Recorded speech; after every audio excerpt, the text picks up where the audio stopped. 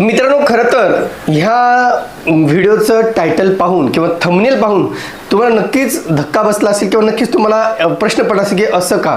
कारण मित्रांनो, आपण पाहिले की गेल्या अनेक दिवसापासून आपण मुंबईच्या म्हाडाच्या लॉटरीची वाट पाहत आहोत आणि सातत्यानं त्या संदर्भात म्हाडाकडून सुद्धा वेगवेगळे अपडेट देण्यात येत आहेत.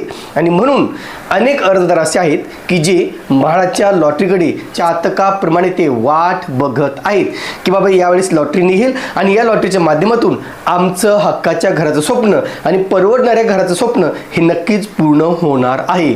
पण मित्रांनो, येथे तुमच्या स्वप्नांना ब्रेक लागू शकतो. कारण नुकत्याच आलेल्या एका माहितीनुसार मित्रांनो, मुंबईची जे काही लॉटरी येणं अपेक्षित होतं तिला कुठेतरी ब्रेक लागू शकतो किंवा ती लांबणीवर पडू शकते असे कुठेतरी समजलेलं आहे. नेमकं वृत्त काय आहे, नेमकं त्यात काय काय बाबी सांगण्यात आलेल्या आहेत, हे सगळं आज आपण सविस्तररित्या जाणून घेणार आहोत. नमस्कार मित्रांनो, कसे आहात सगळे? मजेत ना? स्वागत आहे आपल्या सर्वांचं या यूट्यूब चॅनलवरती, ज्याचं नाव आहे RK प्रॉपर्टी न्यूज.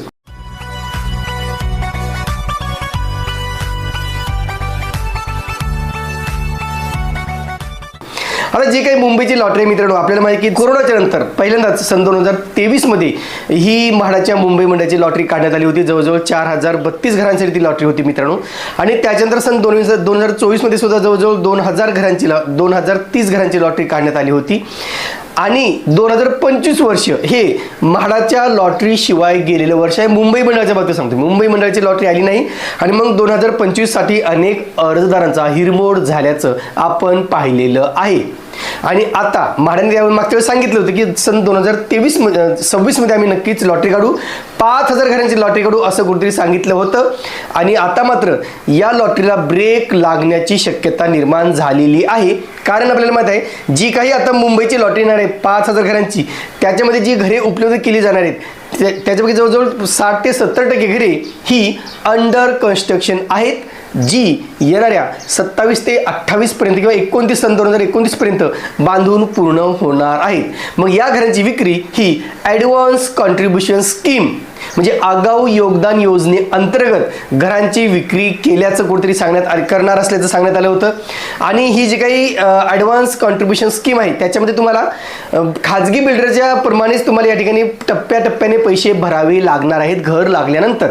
म्हणजे ते टप्पे सुद्धा आपण पाहिलेले आहेत, त्या टप्प्यांची माहिती पाहिलेली आहे, कसे कसे टप्पे भरायचे ते पण आपण मागील व्हिडिओमध्ये ऑलरेडी पाहिलेलं आहे. आता मग जर ही घरे ॲडव्हान्स कॉन्ट्रीब्युशन स्कीम अंतर्गत विकायची असतील तर मात्र म्हाडाला यासाठी राज्य शासनाची परवानगी घेणं बंधनकारक आहे. आणि इथे जर परवानगी मिळाली नाही तर मग ही घरे ॲडव्हान्स कॉन्ट्रीब्युशन स्कीममधून वगळण्यात येतात किंवा ॲडव्हान्स कॉन्ट्रीब्युशन स्कीम ही स्कीम लागू केली जात नाही. आता महत्त्वाचा प्रश्न आहे मित्रांनो की जे काही 5000 घरं सांगितलेली होती त्याच्यामध्ये वडाळा विक्रोळी या ठिकाणी जवळजवळ 1500 घरांचं काम सुरू आहे. आणि सिद्धार्थनगर गोरेगाव पत्राचाळ या ठिकाणी जवळजवळ 2500 घरांचं बांधकाम सध्या सुरू करण्यात आलेलं आहे, हाती घेण्यात आलेलं आहे. त्याशिवाय वडाळा या ठिकाणी सुद्धा आपण पहिला एक व्हिजिट केलेली आहे, तिथे सुद्धा बऱ्याचपैकी घरांचं बांधकाम सुरू आहे. पण इथे मात्र जे पत्राचाळ गोरेगाव येथील घरे आहेत मित्रांनो, त्या घरांचं बांधकाम हे सध्याच पूर्ण होणार नाही तर 2 ते 3 वर्षांतर पूर्ण होणार आहे. मग आता ही घरे जी ॲडव्हान्स कॉन्ट्रीब्युशन स्कीम अंतर्गत विकली जाणार होती, आता या घरांना परमिशन मिळते का नाही हाही प्रश्न निर्माण झालेला आहे. कारण या घरांचं नुकतंच काम सुरू झालेलं आहे मित्रांनो. आणि म्हणून ही घरे जी काय आहेत ती या लॉटरीत जर समाविष्ट केली असती तर घरांची संख्या नक्कीच वाढली असती. परंतु जर ती घरे 2-2, 3-3 वर्षांतर मिळणार असतील तर त्याचा बोजा कुठेतरी ग्राहकावर पडला असता असे कुठेतरी बोललं जाते. आता ही जी काही गोरेगावची घरे आहेत मित्रांनो, या घरांना परमिशन मिळण्यासाठी आता म्हाडा राज्य शासनाकडे अर्ज दाखल करणार आहे. कारण मित्रांनो, आपल्याला माहिती आहे की म्हाडाकडे सध्या रेडी टू मूव्ह अर्थातच तयार घरांची संख्या खूप नगण्य आहे. अर्थातच घरे तयार नाही, जास्त त्यांच्याकडे साठा उपलब्ध नाहीये.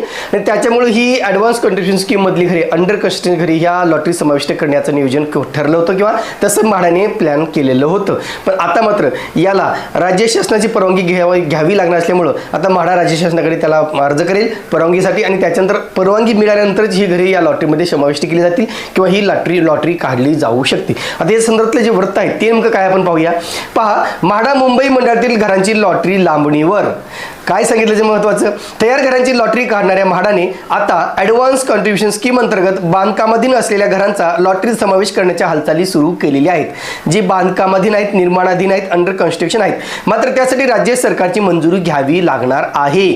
त्याबाबत प्रस्ताव म्हाडाकडून लवकरच सरकारकडे जाणार आहे. त्यामुळे मार्च एप्रिलमध्ये निघणारी म्हाडाची मुंबईतील घरांची लॉटरी लाभण्याची शक्यता वर्तवण्यात येत आहे. जी लॉटरी आता ज्याची जाहिरात एप्रिलच्या पहिल्या आठवड्यात येणं अपेक्षित होतं ते आता कुठेतरी पुढे जाऊ शकते. एवढ्याच कारणामुळं असंही कुठेतरी सांगण्यात आलेलं आहे.